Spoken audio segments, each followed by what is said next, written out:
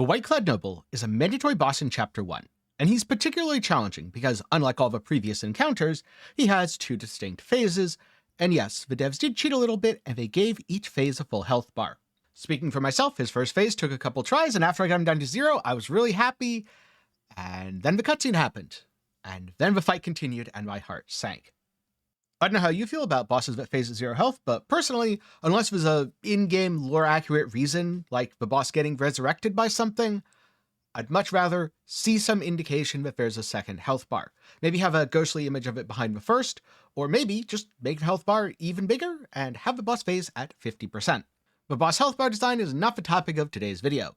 Instead, the topic is how to beat the Whiteclad Noble and get both of his health bars down to 0. Because in comparison to all the bosses you'll be fighting before him, the Whiteclad Noble is a significant step up and far more dangerous. You haven't discovered most of the game's spells yet, and you haven't collected too many spirits.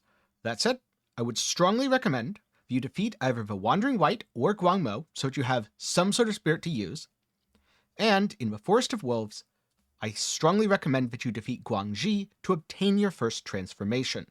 I had a spirit, but I didn't have a transformation, and I can tell you right now, having that would have made the fight way easier. But you can only spend so much time preparing, so let's get into the boss's moveset a little bit, and then I'll show you in full how my fight against the boss played out, or at the very least how my kill played out, because there's like a half hour of attempts before that where things didn't quite work. So first up, the Whiteclad Noble is a lot more mobile than many of the bosses you're going to be fighting in Chapter 1, which makes it difficult for you to complete your light attack combos or charge up a heavy attack. Luckily, this is good practice for the later bosses in the game, many of whom behave similarly, but it can be a little jarring when all of the other bosses in Chapter 1 are more straightforward and many are less mobile. So, there's two basic moves that the Whiteclad Noble uses very frequently.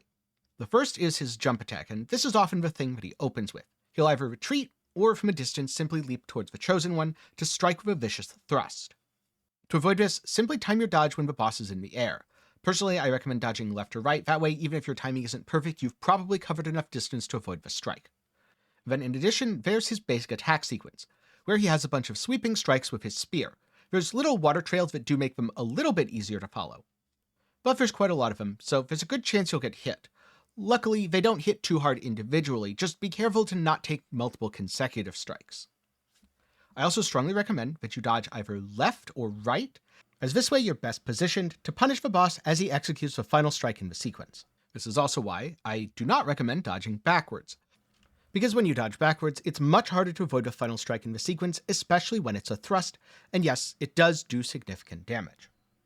You can think of most of these as chip damage designed to drain your resources, rather than something that will take you out of a fight almost instantaneously.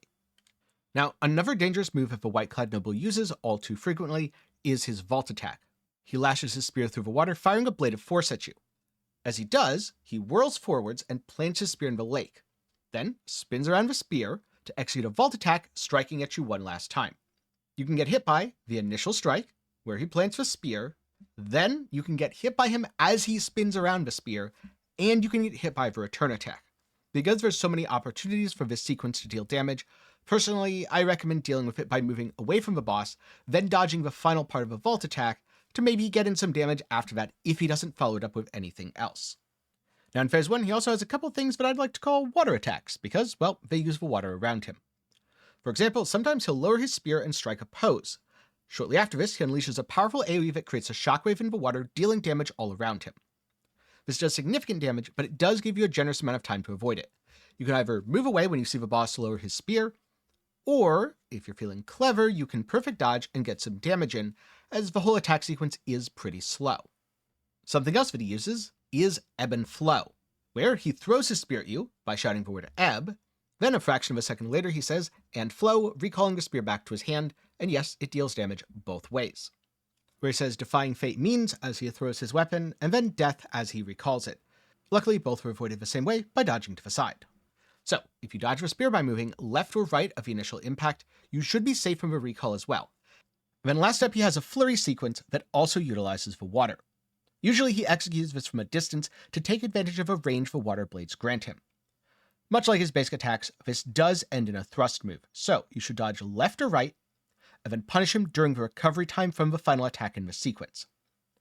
The charged thrust, again much like with his basic attack, has a good amount of range, So don't dodge backwards, as otherwise there's a pretty good chance it's going to hit you unless you time the dodge perfectly so that the iframes apply to the attack. Now I know that's a lot, and the way the Whiteclad Noble chains all of these attacks together can feel overwhelming at times. The good news is, for the most part, Phase 2 is very similar to Phase 1. And always remember you can use the Immobilize spell to interrupt one of his attack sequences and make him easier to hit. So, after the Whiteclad Noble reaches 0 health, you see a cutscene where he reveals his final form.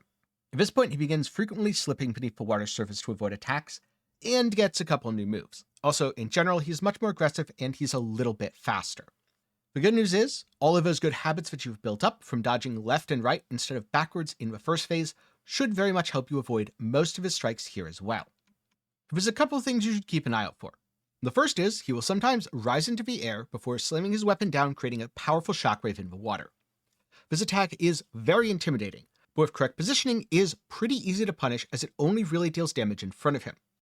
So time your dodge to get to the side, or better yet behind the boss, as it has a fairly long animation, and deal some damage as he's slamming the water in front of him. Something else to keep in mind is his high stance attack. The high stance attack is very similar to the low stance attack from Phase 1, except this time, instead of lowering his weapon near the water's surface, he raises it above his head. This is where it's time to retreat, or time your dodge perfectly to avoid damage from the strike. Then finally, a lot of the attacks that he uses in Phase 1 are more dangerous and they have more range due to the watery empowerment. This does make them a little bit harder to dodge, but the basic patterns are the same. So once you get the timing down really well for Phase 1, Phase 2 isn't going to be that much more difficult.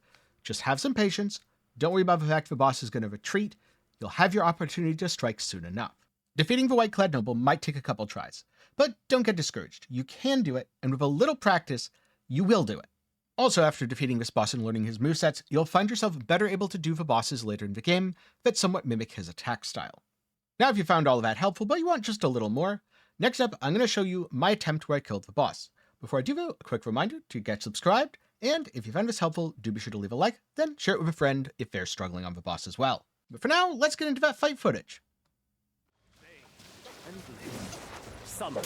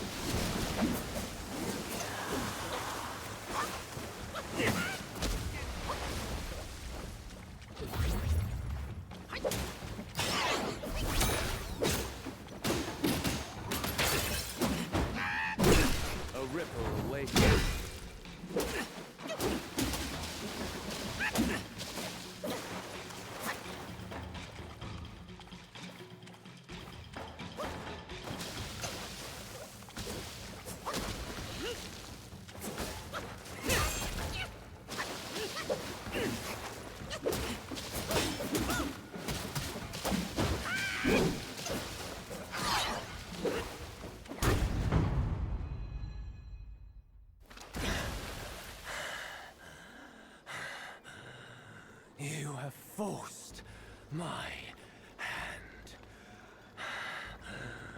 Now you shall face what I truly am.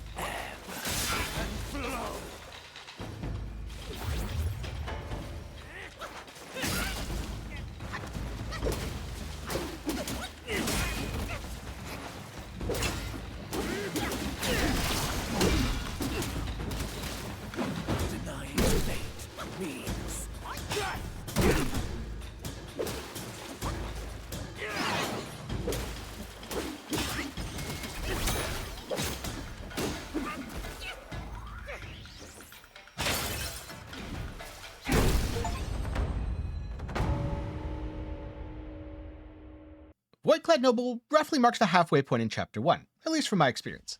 And after defeating him, you're able to complete the Elder Jinshi quest. If you want to know more about how to do that, I'll link a video that I made up in the card and down below. And by the way, when you reach your final boss, Black Bear Gwai, if you need another guide, I do have one for that as well, which will also be up in the card and down below. With that said, I'm going to wrap things up here. Before I do though, I'd like to take a minute to thank my patrons and channel members for their continued support. For as low as $1 a month, you cannot make videos just like this one possible. And a big thanks to everyone who watched to the end of the video. Hopefully this makes the Whiteclad Noble fight a little bit less painful for you than it was for me, and hey, let me know down below how many attempts it took you. I don't remember the exact number, but it was probably like 7 or 8, which in the grand scheme of things, not that much compared to some Elden Ring bosses, but considerably more than the 1 or 2 that I've taken to defeat most other bosses in the game. Let me know some of your counts down below, and I look forward to seeing you in the next video.